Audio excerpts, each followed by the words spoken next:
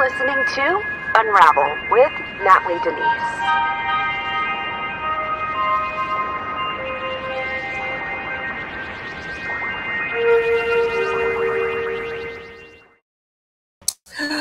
Hi, happy Friday, everybody. Happy Friday, TGIF. Is that what it is? Thank God it's Friday. Yes, TGIF. How is everybody doing? What's up, American Misfit? What's up, Facebook? What's up, YouTube? Oh man, I am so ready for the weekend, you guys. Like, ever since I stopped working in corporate America, I have been actually working a lot more on my own. So the weekends are such a safe haven for me. What's going on, Stacy? Hello from Springfield, Illinois. What's going on? Hey, American Misfit. Good evening, y'all. What's going on? What's going on? But make it known that although the weekend comes, I still work. But I get to kind of leisurely work and not really worry about like being on podcasts or interviews and stuff like that if I, don't have anything scheduled. Texas. For those of you in Texas, for those of you guys in Texas, February 5th, I will be headlining. No, I won't. I won't be headlining. What the heck am I talking about? SaveTexasRally.com.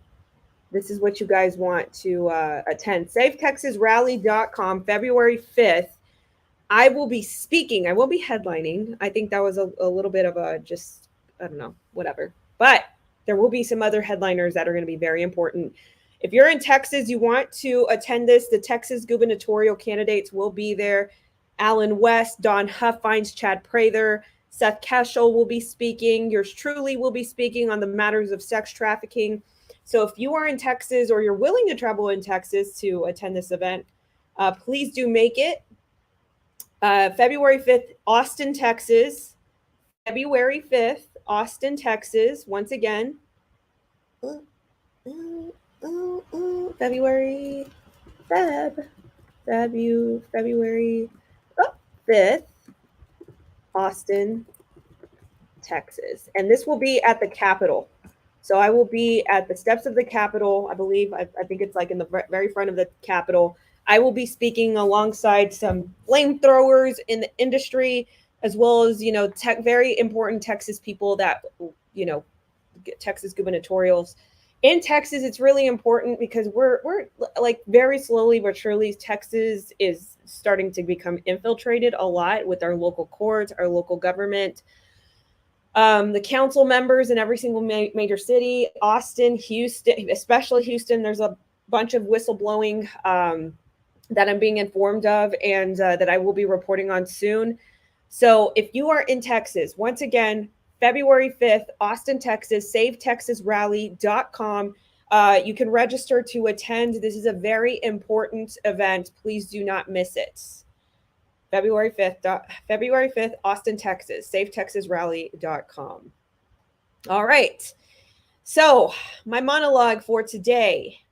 You guys feel like in our culture, we're really experiencing this onset of like, I hate to call it by its the medical mental term, schizophrenia.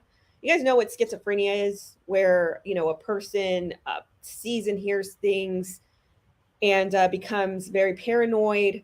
And I hate to equivalate this to that.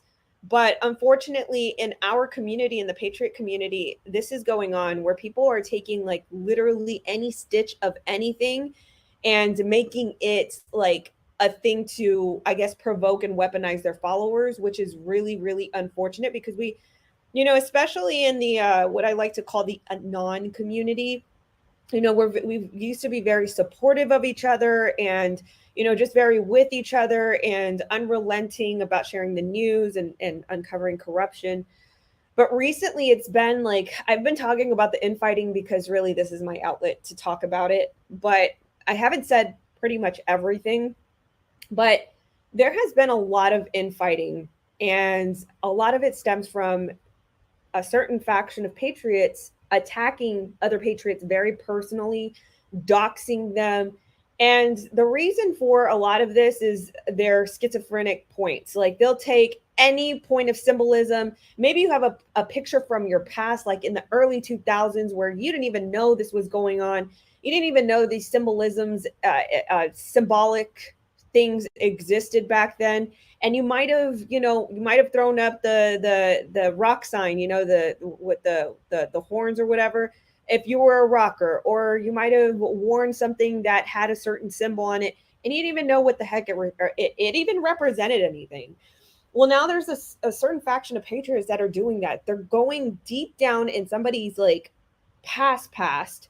They're finding photos that are like they seem benign, like you're on vacation or you're doing something benign, and they will make something out of anything.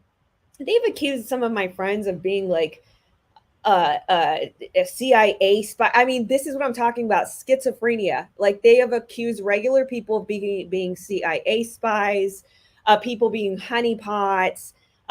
You must be a P word, a petty fifi, because you had this symbol or whatever. Like, and some people may have not meant that like legitimately of what it means. You understand? I think everybody at one point had to wake up. Gab or Getter. I'm on Getter. You can look me up, Natalie Denise. Oh, hi, Jody. Jody says, hello from Pleasant Plains, Illinois. Thank you so much for joining us, Jody. Thank you. Thank you.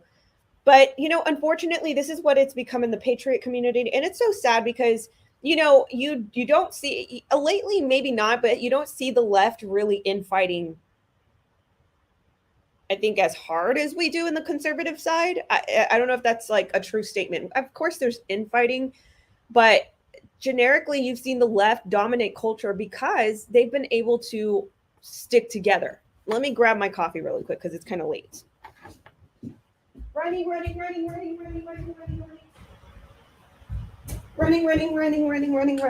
Okay, I'm back. Sorry, I have to get my coffee. But this has caused so much strife in the Patriot community. And hey, what's up, One's Purpose? One of my favorite anti-trafficking organizations in Oregon. That's One's Purpose. Please be sure to check them out. I think it's onespurpose.org. Joni, if you'll drop your link in the chat, so that way people will go check you out. And definitely donate to One's Purpose. I know that they do need resources for incoming survivors, and they're one of the only anti-trafficking organizations, aftercare, safe house resources in Oregon. So highly support them. Please check them out. onespurpose.com. Okay, www.onespurpose.com to check them out and to support them. Want to support especially these ministries and these organizations. Hopefully they become big organizations, because we need to make them big organizations for us to combat trafficking. All right, but yeah, back to my topic. I'm not going to spend much more time on it, but yeah, it's really sad what's going on in the Patriot community. It's like we can't get ahead because people attack each other. Oh man, but yeah, schizophrenia is one thing that I that's a piece that I actually made. I need to make a piece on that, schizophrenia, because this is a problem. People just taking anything that looks symbolic and they'll make it anything. They'll make it into something sinister when it's really not meant to be sinister. All right, let's get to the news, shall we?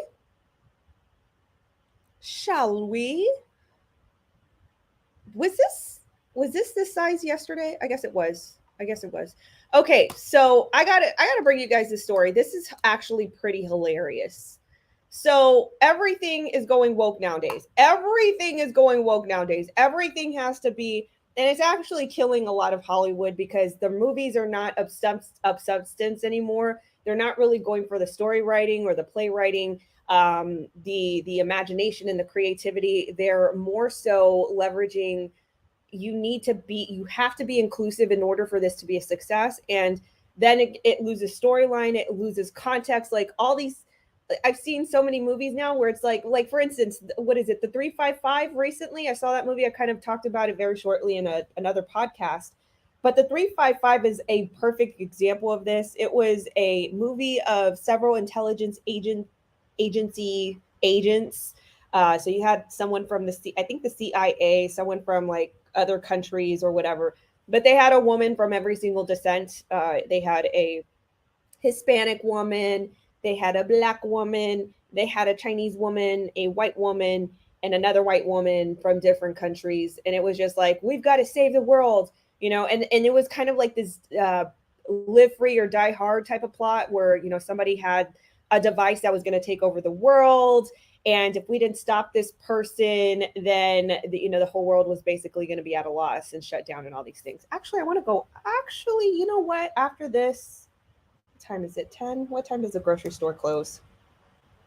It's kind of late. It's kind of late. Okay, I was gonna say I kind of want to watch that movie and get some snacks. But anyway, yeah, that's the plot. It was basically like female power, and men don't have to do it. We can do it, and we're all gonna, we're all gonna do it by diversity and all that. Anyway, that's a long monologue or preface to the story. But M&Ms now, M&Ms now need to be diverse and inclusive. I'm not even kidding. I'm not even kidding.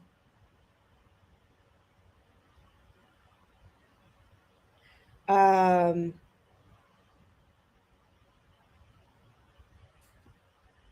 so now M&Ms.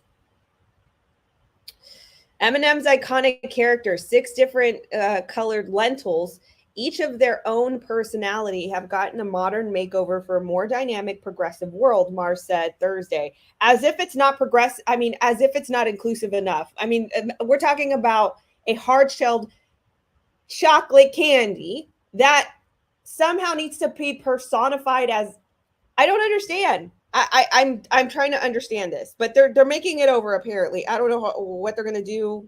Are they gonna include the pink ones and the new flag that they fly with all the colors? Like, I'm not quite sure what this is. The redesign is focused on creating a sense of belonging and community, as well as spotlighting the characters' personalities rather than their gender. My gosh, the most notable changes include the green M&M's redesign, which will exchange the white heeled go-go boots as she was given in 1997 for a cool laid-back sneakers to reflect her effortless confidence. Mars had received criticism for the green M&M's sexy characteristics. Oh my gosh. Literally, like, it's an M&M, yo. Like, it's literally an M&M. We don't have to go that. It's not that deep, I don't think. It's an M&M, and it was a female, and like, all M&M's lives matter, I guess. The green M&M and the brown M&M will have a more friendly relationship, showcasing a force supporting women. The two characters' dynamic will have them together, growing shining, not shade. The company said the two characters have sometimes been at odds in advertisements. Guys, like, literally, they're personifying a hard-shelled candy. Can you believe it? Yeah, literally buy this at the cashier, at the cash register. These things are like $1 for a king size bag. You're going to consume these. You think you don't need anything else. You're going to consume these. They don't have to have characteristics. They don't have to be personified. They are a hard-shelled candy. My goodness. What are we doing right now? But yeah, this is where M&M's is at. We've got to be inclusive and diverse. I just wanted to showcase this headline because I saw it and I laughed out loud. M&M's are slut shaming the green one. This is not what Gen Z wants.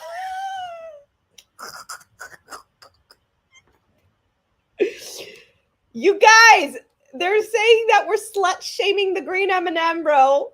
They're saying we're slut shaming the green M&M, and I have no words. I have no words. We're slut shaming her, and so they're gonna look. Here's the thing. Here's the ideology. Here's the ideology that like gets me about this is, they always claim, oh, you're slut shaming. Oh my gosh, like I can't even believe I'm saying that word, and we're talking about M&Ms. But okay, let me continue.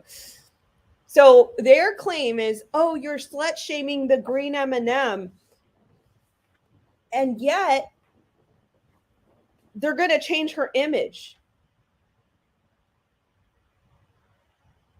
They're saying that we're slut shaming the green M&M, but yet they're going to change her image. Tell me how this makes sense. But yes, M&Ms are slut shaming the green one, and this is not what Gen Z wants.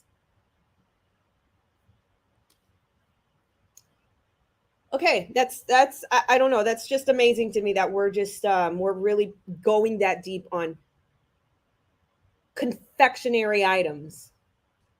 But anyway, I digress. All right, next story coming from Daily Mail. Adele. Adele recently canceled her concert. Just canceled it. Like there were people who were like in midair traveling to, I believe Las Vegas is where her residency was. Yeah, I think it's a residency in Las Vegas. They were on the way to Las Vegas when they found out that their concert had been canceled by Adele. So what caused Adele's meltdown in Vegas amidst unsold tickets, cancellations, and COVID excuses that don't stack up? It's no wonder fans who spent thousands flying to the US only for her to pull out at the last minute aren't going easy on her. The show must go on, the cardinal rule of show business. It's the first and only rule. And yet Adele, whose record-breaking singing career is a global phenomenon, apparently, and today was waking up with a huge backlash after deciding that she wasn't ready for a megabucks series of concerts in Las Vegas. The fans, many of whom had paid up to, I'm going to say this is what, a little over $10,000, maybe $10,500.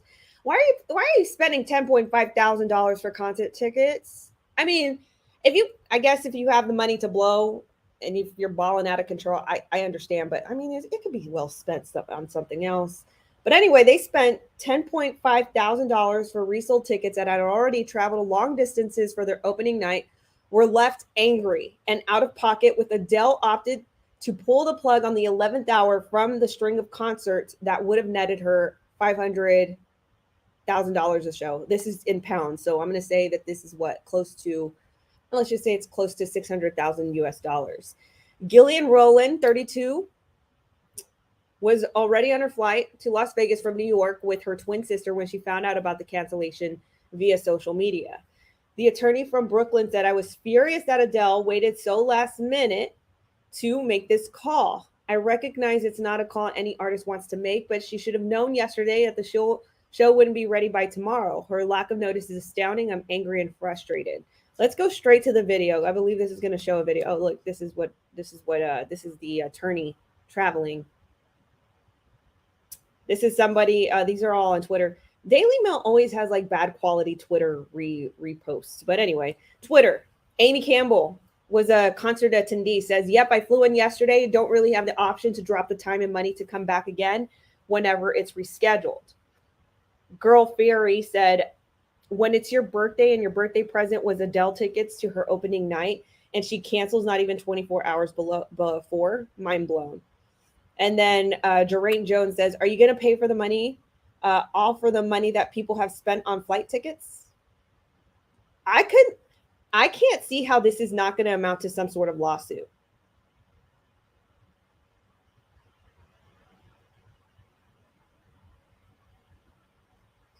Jody Jacob says, "The people paying that much are the ones that are worried about the poor M&Ms."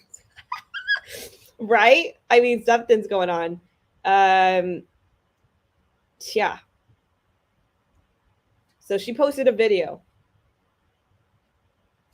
Let's see what she had to say about this disaster.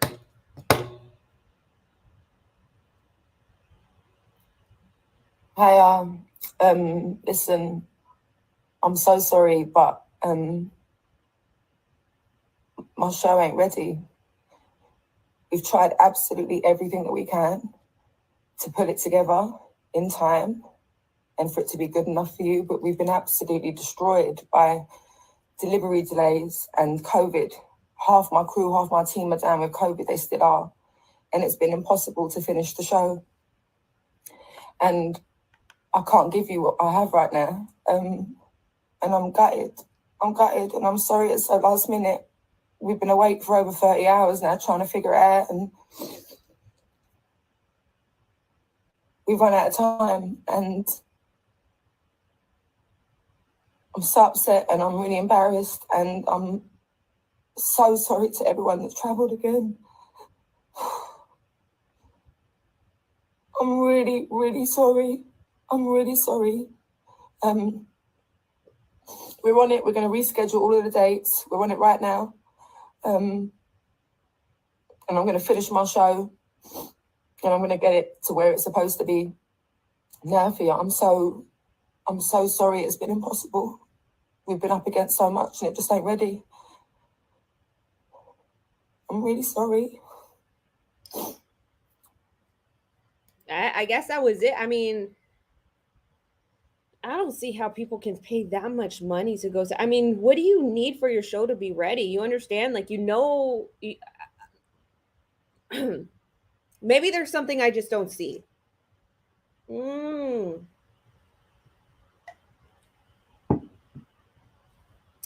I'm a creature of improv. So it's like, if something doesn't go my way, like, you always have to find a creative solution, but I just don't see.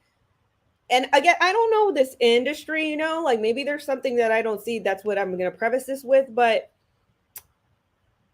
I would think that your lyrics, your songs, how they should be sung. All you need is like a microphone and a stage. Like, I don't understand what else you would need. I just don't understand what else you would need. So anyway, she's made a lot of people mad, and someone made a really good comment that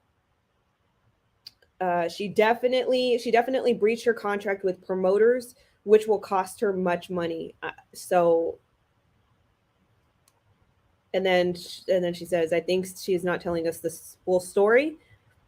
Something is going on. It must be, because this is strange, Anyway. So yeah, Adele, she canceled her concert. Man, it would have to take a lot for me to cancel something like to that extent. You understand? Oh, my goodness. Adele, my goodness. Okay.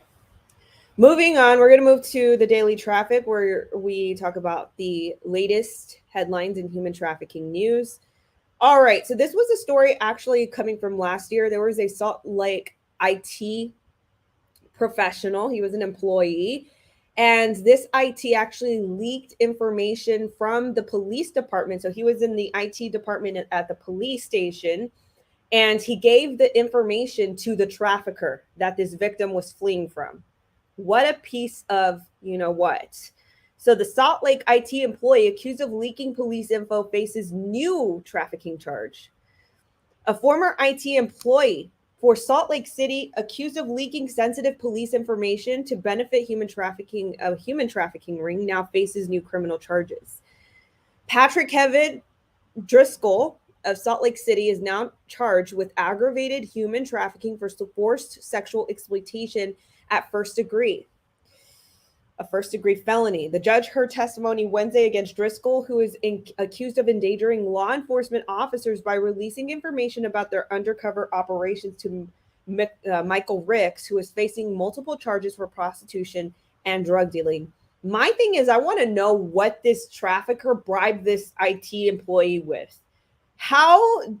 What a low human being you have to be in order to leak this really sensitive information that is meant to rescue and to break up trafficking activity by law enforcement measures. Law enforcement already have it hard as it is with all of the rhetoric and narratives that are out there, all the defunding, everything.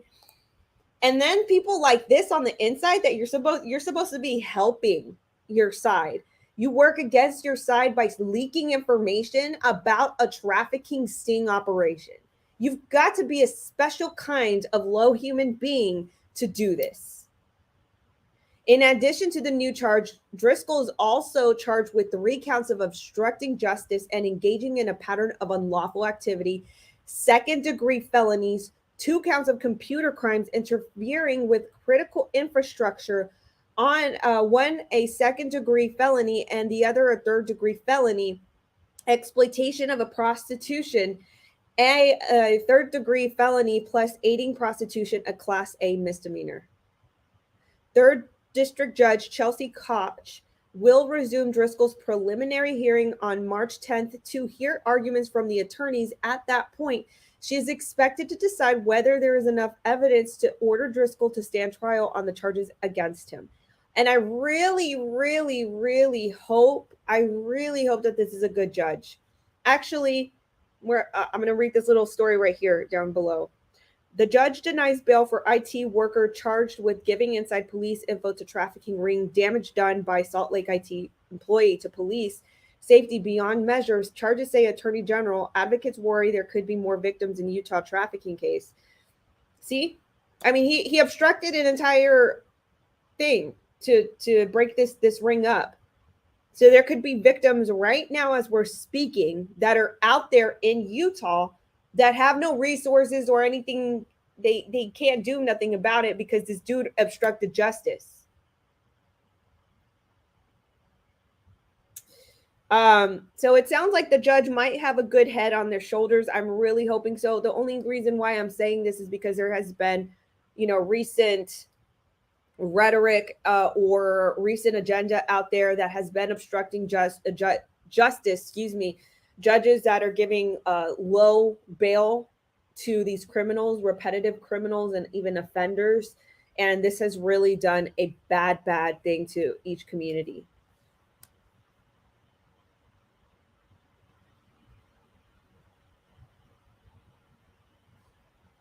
All right, continued on. Oh, and that was coming from KSL.com. This next story coming from Ahmedabad Mirror. Ahmedabad Mirror. Okay. Belgium, they're sentencing 18 members of a sex trafficking gang or human trafficking. A Belgian court has sentenced 45-year-old Vietnamese man to 15 years in prison for being the ringleader of a trafficking 39 Vietnamese migrants in 2019. The migrants all died in a truck trailer while being smuggled into Britain, reports Xinhua news agency. You guys remember this? This was actually a big story last year. There was a big smuggling attempt into the UK and, excuse me, there was a big smuggling attempt in the UK and the migrants died in this big box trailer. So it looks to be that this ringleader is actually being sentenced. The migrants all died in the truck trailer while being smuggled into Britain. 17 others were also found guilty, local media reported. The gang members have been handed prison sentences ranging from 1 to 15 years, depending on the gravity of their crimes, according to the Belgian press. Vo van Hong, the leader of the gang, was also fined 920,000 euros, that's $1 million, and his assets worth nearly 2.3 million euros were seized. The bodies of 39 victims were discovered in a refrigerated truck on October 23, 2019, near Ferry Terminal in Essex, east of London. Now, here's the thing. This was a refrigerated box truck. And it makes me wonder what they were going to do to these migrants, because it was, Ken says, don't get sick on us. No. It was just a regular sneeze. It makes me wonder what they were doing with these migrants, because if they were in a refrigerated truck, why would they be in a refrigerated truck like that? So was this like a organ harvesting thing? Was that the goal with these migrants?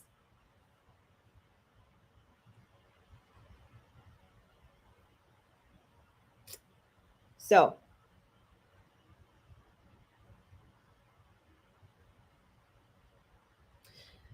an investigation revealed that the truck had entered Britain from Anderlecht, a western suburb of Brussels, a day earlier via the port Zeebrugge. Since the truck was intercepted, the Belgian police have discovered 2 hiding places in Anderlecht where the migrants had been hidden. The clandestine human smuggling network was dismantled by Belgian police in May of 2020. Britain convicted 4 people involved in the case in January of 2021. They each received prison sentences ranging from 13 years and 4 months to 27 years.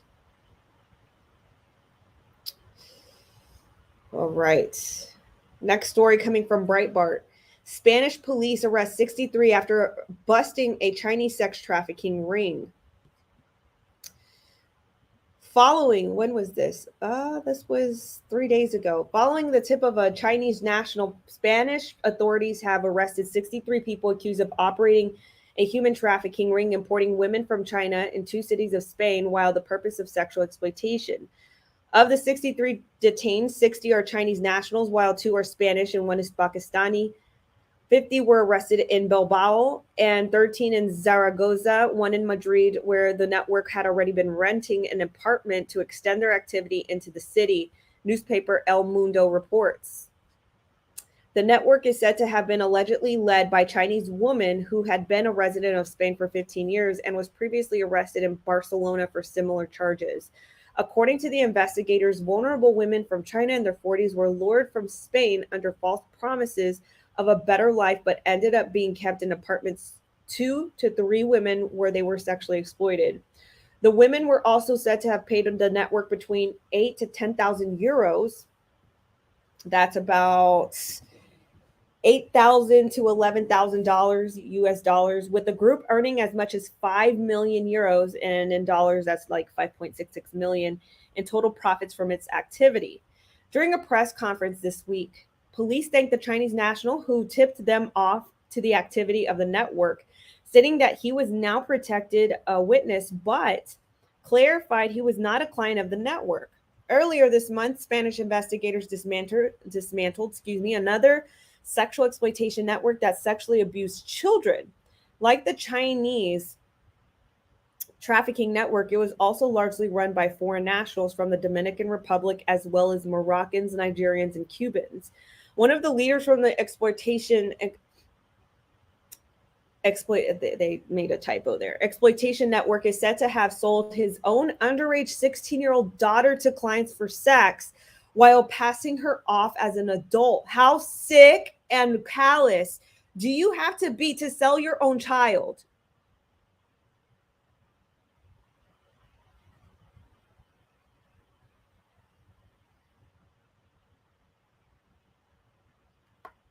The child sex network is also alleged to have used YouTube rapper to lure underage girls to exploit through social media. Dominican Republic rapper Samuel was also arrested in connection to the network. Wow, this is juicy.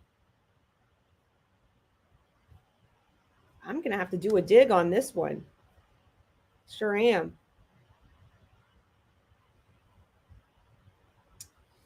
And last but not least, Ghislaine Maxwell. She's requesting a new trial after juror interviews. Ghislaine, this is just to keep you guys informed, not to make you mad, but this is what she's doing. Ghislaine Maxwell has formally requested a new trial, less than a month after her conviction on sex trafficking charges. In a Wednesday letter to the U.S. District Judge Allison Nathan, Maxwell lawyer Bobby Sternheim said the motion for a new trial had been filed under seal and requested that all submissions related to juror number 50 remained under seal until the court rules. The motion for a new trial had been promised by Maxwell's lawyers, who had raised concerns about media interviews following the verdict in which the juror said he had been sexually abused as a child. The anonymous juror told The Independent and the Daily Mail that his experience helped him convince some jurors that the victim's imperfect memory of sex abuse doesn't mean it didn't happen. Nathan had set a Wednesday deadline for Maxwell's lawyers to file for a new trial and said prosecutors should reply by February 2nd. Oh, I don't know. I don't know how to feel about that because, of course, I feel like this person should have felt free to interview like that. But I also don't know, if he knew what he was marking within the questionnaire, if he did it correctly or what, because that's also it's very angering if he actually missed it, and they might have to overturn the whole trial, but we'll see. Anyway, guys, love you all so much. For those that are listening on audio podcast, You can rate my podcast 5 stars, if you will, please, to get your girl up in the ranks. For those wondering about this t-shirt that is hanging here, this is a Free the Captives t-shirt. A portion of all proceeds go towards human trafficking rescue and aftercare. And it actually says Haruth, which is a, in Hebrew, it's a term for freedom and liberty. This is actually one of my favorite t-shirts. On the back, it says freedom, liberty, all that. And you can get that at nataliedenisegear.com. nataliedenisegear.com. So anyway, you all have a great night. Have a restful night, restful weekend for those that are listening to me on Friday. I love you all, and I hope that you have a wonderful weekend. You all rest easy and stay blessed. Good night, everybody. I'll see you on Monday. Peace out. Thank you so much for tuning in to Unravel with Natalie Denise. Please give this podcast 5 stars.